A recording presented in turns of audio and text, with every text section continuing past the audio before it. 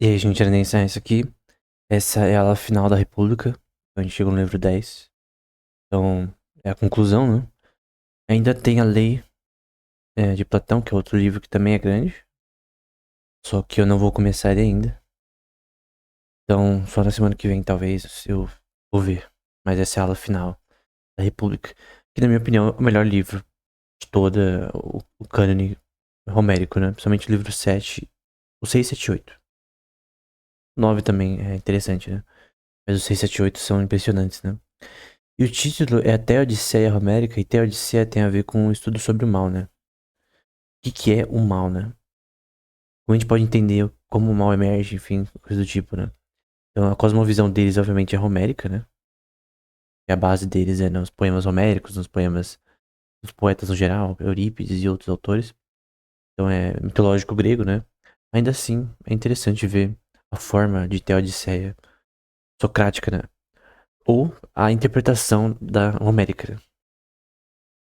Inicialmente ele vai falar muito Romero nesse texto, né? Ele vai falar sobre como o Romero, na verdade, ele comete erros, ele às vezes não escreve coisas que de fato devem ser usadas, como a gente já viu em outras obras também, com o Ion. Então, em vários aspectos, ele vai muito elogiar Romero, mas também criticar ele em alguns pontos, né? Na verdade, eu disse, a nossa cidade tem muitas características, né? Que me asseguram que tínhamos toda a razão em fundá-la, né? Que a nossa teoria estava boa, né? Correta. Como fizemos e como, quando digo isso, estou a pensar especialmente na poesia, né? Poésios, né? Nesse caso. Então, o grande ponto da educação da cidade é sobre poesia, né? Eu já mostrei um exemplo anterior, né? Que eu creio que até hoje isso é aplicável não para só poesia necessariamente, porque tá falando do ponto de vista religioso também, né? Poesia homérica do ponto de vista religioso. Mas também do ponto de vista de virtude, né? Você, ao ler Odisseia e Ilíada, você aprender algumas coisas sobre virtude, né? Os personagens, nas ações que eles pegam, porque ele disse que o Romero ele tinha intenção de ensinar o que seria chamado de virtude homérica, né? A visão de Romero sobre como é ser justo, do que é certo, do que é errado. E muitas obras, por exemplo, em mangás coreanos, por exemplo, eu vejo isso, cara, no estilo Murin, por exemplo. Em que você tem várias obras que ensinam o tema que Sócrates chama de endurance, traduzido dessa forma em inglês, né? De você lidar com aflições, né? De você vencer desafios em meio a um problema que você tem, né? Então é um. Seja em batalhas do ponto de vista na prática, nas histórias, né? Ou coisas do tipo, né? Então considerem este ponto, né? O que uma pintura faz em cada caso, né? Imita o que é como é, ou como parece, né? Então uma pintura, por exemplo, uma pintura de uma pessoa. Aquelas pinturas que a gente vê, por exemplo, de barões, de grandes reis do passado, né? Eles imitam aquela pessoa como ela é, ou a melhor forma daquela pessoa, né? O pintor ele pega a pessoa no seu ápice, né? Ou até de uma forma que ela nunca existiu do ponto de vista visual e coloca aquilo representado na imagem, né? Então é como se fosse um simulacro da pessoa, uma representação é, poética da pessoa, né? A pintura. Então, é uma imitação das aparências. Então, o termo que é usado é um termo que é usado na Bíblia e nos Evangelhos, na parte que os discípulos estão no barco, acho que no Mar da Galileia, e Jesus aparece andando sobre as águas, né? O termo é usado em grego, né? Fantasma. Significa aparição, né? Nesse caso, fantasmatos, né? Pode parecer um termo esquisito, né? Mas significa uma aparição, né? Nossa, por isso que algumas traduções traduzem literalmente como fantasma, né? O termo aparição também faz sentido. Nesse contexto, é para traduzir a questão de. É uma imitação das aparências, né? O que é aparente. O que é visualmente aparente, né? Claro que nesse contexto é diferente do termo usado nos evangelhos nessa passagem. Jesus andando sobre as águas, né? E da verdade, né? Realiteias. E do que é a mimesis, né? Então é uma. Mimesis é de imitação, é uma imitação do fantasmatos, né? Das aparências ou da verdade, né? Então a gente tem a realidade sobre uma pessoa ou sobre uma paisagem, por exemplo. Então você pega uma paisagem e você transforma aquilo numa coisa extremamente diferente, né? Então você. Photobashing, por exemplo, que é uma técnica para você pegar várias imagens, fazer uma colagem e tentar é, usar isso como base de desenho e pintura por cima, né? Concept art é muito usado, né? Como escolas como Feng Shui Design usam isso, né? Então a pintura é uma representação da realidade. nada na pintura, ou na poesia, ou na escrita, ela é criada pelo poeta, pelo escritor, totalmente, né? Que você vê no anime, que você vê em qualquer coisa, que é obviamente uma representação da realidade totalmente fictícia, né, às vezes, da vida, por exemplo, o próprio Duna, ou Star Wars, ou as obras de Tolkien, né? O Legendário de Tolkien. Óbvio que aquilo não existe, mas tem coisas ali que parecem com a vida real, né? Você vê pessoas, você vê animais, você vê plantas, você vê deformações, aparências da realidade, distorcidas pra fazer um mundo diferente, né? Fictício que não existe. Então, em certos aspectos, ainda assim nada é criado, né? Então, todas são disformações da realidade, embora a gente tenha aqueles livros, por exemplo, do Toy Story, os Cossacks, né? Que é uma semi-biografia, né? Que é uma biografia do Toy Story ao mesmo tempo uma obra de ficção. Assim como Guerra e Paz, né? Então você tem essa questão de realidade, de aparência, né? Em relação a mimeses da realidade, né? Dizem que se um bom poeta produz uma boa poesia, ele deve ter conhecimento das coisas sobre quais escreve. Ou então não seria capaz de produzi-las. Então, por exemplo, alguém que desenha, por exemplo, anatomia. Ele é capaz de ser médico? Não. Alguém que faz uma série de medicina, escreve uma série de medicina é, fazendo uma pesquisa por trás pra saber as coisas e tal, e com um acompanhamento de médicos especialistas, faz de especialista em medicina? Não. Então, é, você não precisa conhecer uma arte exaustivamente na prática, embora seria bom porque você poderia falar sobre ela com mais propriedade, né? Então, eu vejo, por exemplo, muitos mangás sobre medicina na coreana, manhwas coreanos. Tem o Dr. Rebirth, por exemplo, que é mais medieval. Tem aquele que, tipo, na vida real, que é a. Acho que é Dr. King. Não lembro se é Dr. King, acho que é outro, na verdade. Acho que é Rebirth of the Doctor, uma coisa assim. Mas tem um que é um, um, um médico de verdade, que ele é neurocirurgião, né? Volta à vida. Na verdade, eu acho que era fazer a cirurgia do coração. Ele volta à vida e aí ele vira neurocirurgião, né? Ele treina desde pequeno, já tendo conhecimento, né? Ele vira, tipo, um doutor extremamente forte, né? Então, eu não sei se o autor tem conhecimento em medicina de fato, né? Na obra a gente vê conhecimento de medicina. Poderia ser tirado de livros, poderia ser tirado de consultoria, né? Enfim. Ou de repente ele fez um curso de medicina, talvez. Enfim. Escreveu a obra, né? O que pode ser considerável, porque às vezes essas obras elas começam como escrita, né? Light novel, depois vai pra a mangá, né? Mas não necessariamente, por exemplo, porque a J.K. Rowling em Harry Potter fala com propriedade em vários temas associados à política e direito na sua obra, né? Que ela é especialista nesses temas, né? Então, se não há nada de natureza pública, somos informados de que quando o Romero estava vivo, ele era um líder, né? Na educação de certas pessoas que tinham prazer em se associar com ele, né? Ele era alguém que ensinava, através dos seus poemas, do que ele falava, recitava também, o seu estilo de vida, a forma que ele via a vida. Então, em certa forma, essas obras de ficção, elas tentam ensinar alguma coisa, né? Então, associar a ele, em particular, que ele transmitia um modo de vida, né? Homérico. Então tem o estilo de virtude homérica, né? O estilo de vida pitagórico, né? De Pitágoras, no caso, né? De Samos.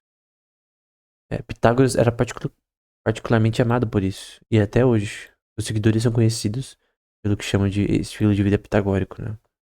Então, você tem um conjunto de virtudes que representa a filosofia de vida de alguém, né?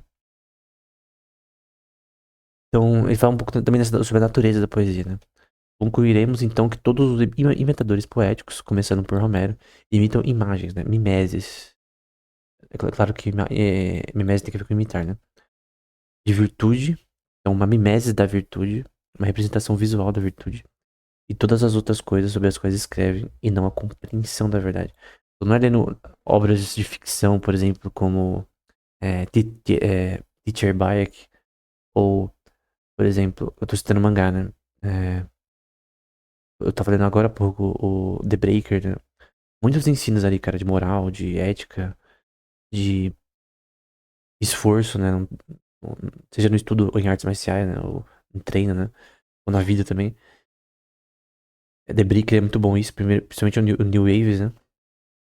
Então você tem em várias obras esse tipo de ensino, né? Que representam a forma de de pensar de vida desses autores, né?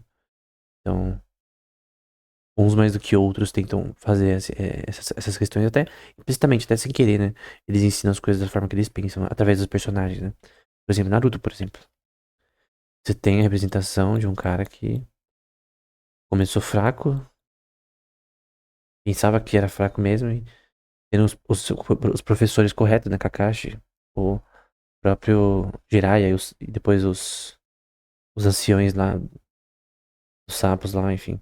No anime, né? E no mangá. Ele aprende, né? E fica forte e tal. Então você tem muito ensino em Naruto, cara. Muito, cara. Não é só política que você vê na obra, não. Você vê também muito ensino sobre a vida, né? Exaustivamente, não, mas você vê muita coisa. Que representa a visão de vida do próprio autor, talvez. Então devemos aceitar que o lançamento aconteceu como se. O que aconteceu como se fosse um lançamento dos dados. Então organizar nossos assuntos de maneira melhor. Não devemos abraçar a parte machucada e passar tempo chorando, né? Tá falando sobre como, por exemplo, na poesia homérica você tem exemplos de personagens que eles passam por problemas e eles lidam com os problemas e vencem os problemas, né? Através do esforço. Então, no sentido de não ensinar que você deve ficar lamentando as coisas sem agir, né? Enfim, é uma coisa de ensino, né? Então ele vai dizer também, mas quando um de nós sofre uma perda pessoal, você percebe o que acontece é o oposto, né? Nós orgulhamos de sermos capazes de ser temperantes, né? De nos calar, controlar a dor. Nós achamos que isso é algo másculo, né? Que é algo normal de um homem, né? E que o comportamento que elogiamos antes é feminino, né?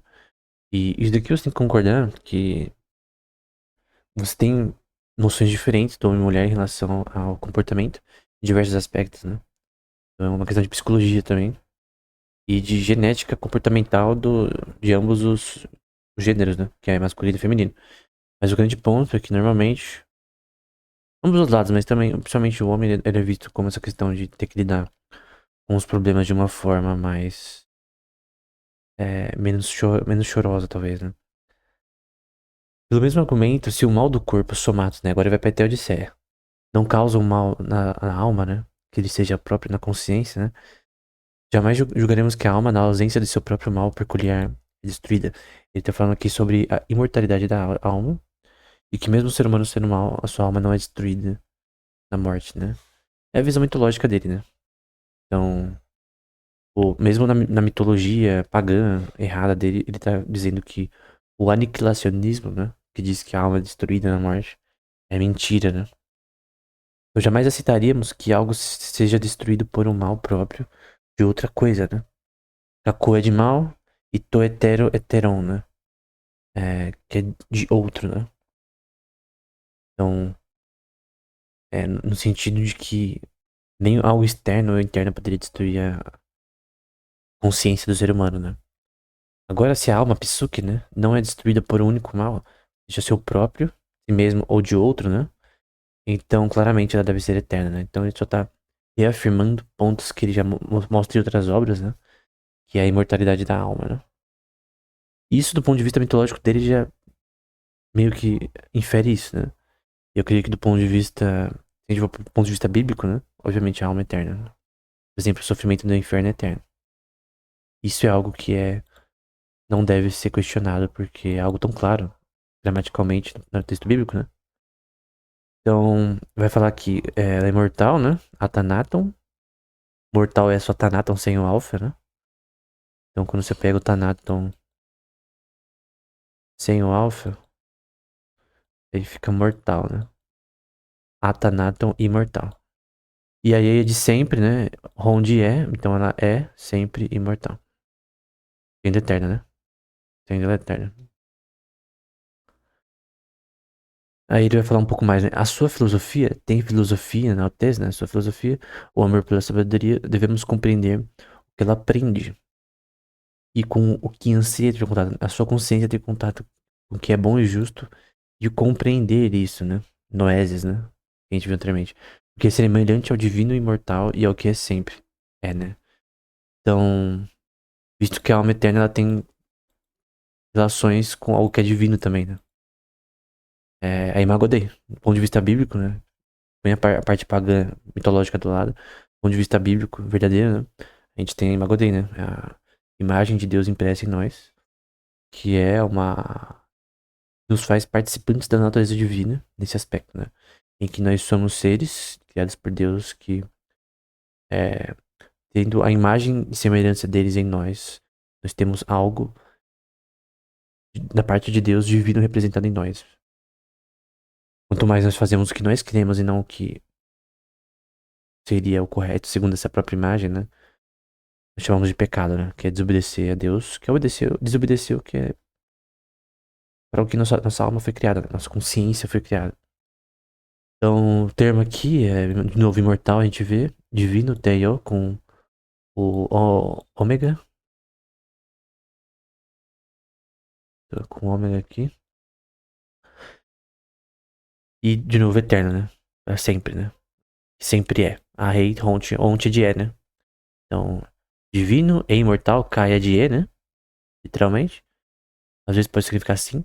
Então, divino e imortal e sempre é. Então, essa conjunção é com cai, né? Bem simples, né?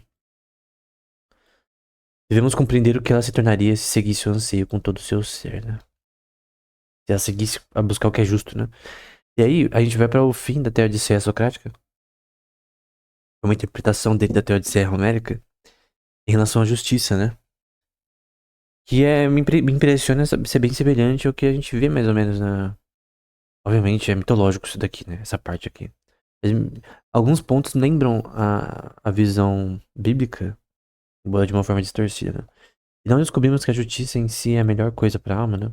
E que a alma quer tenha o trono de Giggs ou mesmo junto com o chapéu de Hades deve fazer as coisas justas, né? Então ele vai falar sobre como uma pessoa deve ser justa na sua vida por razões divinas, né? Por razões do contexto mitológico deles, né? Ele cita um conto mitológico específico de um personagem. Aí ele explica o conto em certos aspectos em relação ao Tártaro, né? Que é o inferno deles lá. E o Hades, né? E havia muito a contar, Glauco. Levou muito tempo para o ponto principal era este. Dessa história, né? Tá na Odisseia, livro 9 ao 11. Por cada uma dessas injustiças que haviam feito e por cada uma das pessoas que haviam prejudicado, eles pagaram a pena 10 vezes mais, uma vez em cada século de sua jornada, né? Então, nessa questão mitológica, você teria uma pena, que, pelo que parece, é finita, né? Depende dos graus da pessoa que ela cometeu, de pena, de sofrimento, depois da morte, no Hades ou no Tártaro, pelas coisas do mal que foi feito, né? Então, no caso, teria fim nesse contexto e seria proporcional às suas ações boas, né? Ponto de vista homérico aqui, né? Mas se tivessem praticado boas ações e tivessem tornado justos e piedosos, seriam recompensados de acordo com a mesma escala, né? Então, é no sentido de tentar mostrar do ponto de vista mitológico e religioso da época que você fazer o mal, você tem uma punição divina no futuro, você fazer o bem, você tem uma recompensa divina no futuro, né? Mas se nos deixarmos persuadir por mim, acreditaremos que a alma é imortal e capaz de suportar todo o mal e tudo bem. Eu discordo. Romanos 3:23 discorda dessa passagem. O ser humano, na verdade, ele é mau. Não em essência, mas ele é mau. Ele é inclinado ao mal. Ele tem nível de bondade, mas isso não é de forma salvífica, né? Então, sem Cristo, todo mundo vai pro inferno. Ponto. E a salvação não é pelas obras, né? É pela graça. E a graça produz obras, né? Então, alguém que foi afetado pela graça divina, pela ação do Espírito Santo na sua mente, depois você ouviu o Evangelho, né? Como eu falei sobre nesse curso várias vezes, isso muda. O Espírito Santo muda a sua mente, sua consciência, sua noesis, e você compreende o Evangelho. Agora, isso vem de Deus, é uma ação divina, uma iniciativa divina. No contexto homérico, da resolução da Teodiceia, é uma ação humana, né? O ser humano ele é capaz, talvez com certa ajuda divina, a ir até Deus. Sabe por que isso, na verdade, seria consistente o que eu disse, né? Porque outras passagens dá a entender que Sócrates disse que somente alguém poderia buscar a justiça, fazer o que é reto, né? correto? Com alguma ajuda divina, né? Ele mesmo disse de si mesmo, nesse texto da República, não lembro qual livro, que ele era influenciado pelo Demiurgo, né? Que é a visão de Deus dele, pessoal dele. Que ensinava o que, as coisas que ele praticava, né? Obviamente é uma visão mitológica do que ele disse. Só que o ponto é que ele mesmo disse que talvez não seria uma questão humana totalmente. Então, tem duas opções. Ou ele está se contradizendo aqui, porque ele estaria dizendo que a salvação, do ponto de vista mitológico dele, né? Seria apenas pelo esforço humano. Ou se a gente considerar o contexto global das obras dele, né? Dos textos de Socráticos em Platão, né? Que na verdade ele está dizendo isso, embora ele considera que a virtude ela vem de uma representação divina que acontece no ser humano, né? E que o divino guia o ser humano para praticar o que é justo, né? Isso tendo em vista que eu tô explicando algo no ponto de vista pagão, né? Então, mesmo do ponto de vista pagão, eu creio que que nem ele mesmo diz do próprio Romero, né? Eu não posso ir perguntar pro Sócrates o que ele realmente pensava, mas tendo em vista o contexto global das obras dele, não necessariamente essa passagem é apenas a questão de que, tipo, você não precisa de uma ajuda divina pra ser justo, né? O ser humano pode por si mesmo praticar a justiça, que seria consistente, porque se o ser humano não pode, é imperfeito e não pode ser na virtude um ou outro, significa que ele é pecaminoso, no mínimo. Mas o que o dever de todo mundo, de todo ser humano, é praticar a justiça, né? Todo ser humano, né? Homem no sentido de todo ser humano. E por fim, esse é o último slide da República, né? Creio eu. Dessa forma, seremos amigos tanto de nós mesmos, quanto dos deuses, enquanto estivermos aqui na Terra, se praticarmos o que é justo, né? Depois disso, como vencedores nos jogos que andam por aí coletando seus prêmios, receberemos nossas recompensas. Assim, tanto nessa vida quanto na jornada de 1000 anos que descrevemos, nós sairemos bem e seremos felizes, né? Então tem todo o contexto do primeiro livro e do segundo, em que é descrito que aquele que é feliz, né? É o termo em Aristóteles, eudaimonia, né? Significa felicidade, né? Que aquele que é feliz é aquele que é justo. Não há felicidade sem a justiça, né? Você pode até ter dinheiro, fama, grana, mulher, enfim, o que você quiser. Se você não ter uma felicidade baseada em algo que é puro, justo e correto, a felicidade é uma ilusão. Ela é temporária, hedonista e inútil no fim. Porque é essa questão, cara. Se a vida é só isso, né? Você viver, casar, ter filhos e morrer. E ser, entre aspas, bem-sucedido, se é só isso. Então, é inútil, né? Se não há pós-vida, né? Se não há uma vida eterna, a vida de todo mundo é inútil. Então, Paulo diz, né, nas suas cartas: comamos, bebamos e amanhã morramos, né? Se não há ressurreição dos mortos, né? Comamos, bebamos e amanhã morramos, né? É a inutilidade da vida. Ah, se você não acredita na vida eterna, a vida tem que ser nihilista, cara. Tem sentido. Então, sem Deus não tem sentido a vida de ninguém, cara. Você pode tentar buscar suas conclusões, né? Buscar sua forma de viver mesmo sem Deus, mas no fim, sua vida é inútil sem Deus. Essa é a realidade, né? E aqui eu mudei pra teodiceia socrática, né? É porque eu fiquei pensando, né? Se eu chamava essa aula, né? De teodiceia homérica ou socrática, né? Mas o grande ponto que eu quero salientar aqui é o ponto mais importante de todas essas aulas. É que toda a visão homérica ou socrática que a gente vê nas obras de Platão, ela é inconsistente e imperfeita. Então, eu creio que tem muito que você pode aprender em Platão, mas ele falha em muitos pontos, né? Então, sem a palavra de Deus, alguém não pode buscar a justiça de forma correta, como o próprio Sócrates dizia, né? Ele mesmo dizia que você tem que ter uma noção divina, só que tem que ter ajuda divina para você aprender, só que sem a correta, né? Então, ele acreditava em um monte de mitologia inútil, né? Imunda. É óbvio que ele não ia conseguir alcançar a verdade, né?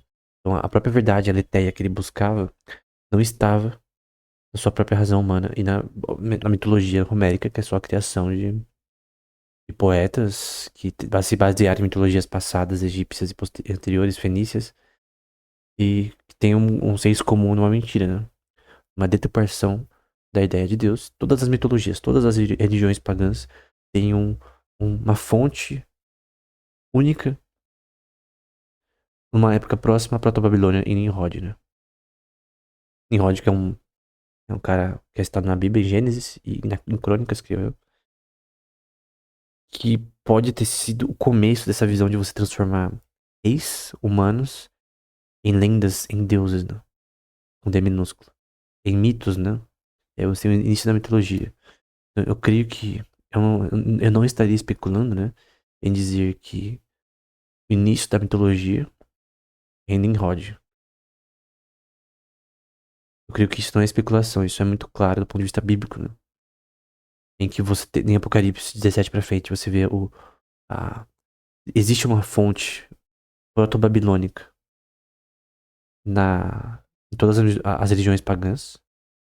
Religiões pagãs não existem, né? É um monte de especulação, nada a ver. Historinha pra boi dormir, estilo Homem-Aranha.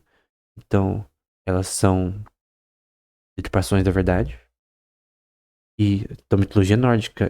Eu gosto de ler mitologia nórdica. Eu gosto de ler mitologia grega. Eu gosto de ler mitologia de vários contextos, né? Mas teve épocas que as pessoas acreditavam nisso de verdade, cara. E as pessoas adoravam Zeus, Pluto, outro nome pra ele, é, Juve, enfim. Eles adoravam essas coisas. Eles liam os textos homéricos e acreditavam que aquilo era verdade, né? De certa forma. Então, parece imbecilidade, mas realmente é, né? Porque as religiões pagãs são imbecilidade, né? Eu digo até a Odisseia Homérica, ela tem certa utilidade, mas ela é imperfeita, né? Então, por exemplo, a salvação bíblica, ela é pela graça, né? Não tem mérito humano. É, é Deus que age no ser humano e transforma o ser humano e opera tanto o querer quanto o fazer, né? Eu acho que é Filipenses 2:13. Deus opera tanto o querer no ser humano quanto o fazer. Então você tem que pregar o evangelho, a pessoa se converte pela graça de Deus. Não é uma iniciativa humana. Se fosse uma iniciativa humana, não teria por que Cristo morrer. O mundo não poderia se salvar a si mesmo. Não é o caso, né? Então teve que alguém morrer, um sacrifício substitutório, né? Acho que esse é o termo em português. Uma substituição, né? Em que alguém perfeito, né? Só Deus poderia morrer pelos nossos pecados. Morreu na cruz para nos libertar do pecado, né? Então, sem isso seria impossível o ser humano se chegar até Deus, né? Através do sacrifício de Cristo, todo mundo, em toda a história, até antes de Cristo, chegou até Deus através da palavra, né? Inicialmente os judeus, no Antigo Testamento, alguns, alguns gentios em alguns momentos, né? Raabe, Ruth e tal. Mas no fim, os judeus em geral, e depois os gentios, todo mundo, né? Agora é oferecido para todo mundo. Conhecimento da verdade. Por exemplo, Cristo não tinha se revelado aos gentios na época de Sócrates, né? Então eles estavam no escuro, cara. Então, Sócrates, Platão, Romero, Xenofonte, todos estavam no escuro, cara. Nós não estamos no escuro. Eles não tinham acesso a essa informação que nós temos. Então a gente pode ir além do que eles falaram, porque a gente tem uma fonte de conhecimento divino que é a Bíblia Sagrada. Então, eu creio isso. Não terminou o curso de Platão ainda, falta leis. Eu não sei quando eu vou continuar leis. Se eu primeiro vou para Aristóteles, depois vou para leis. Mas enfim, era isso. Até mais.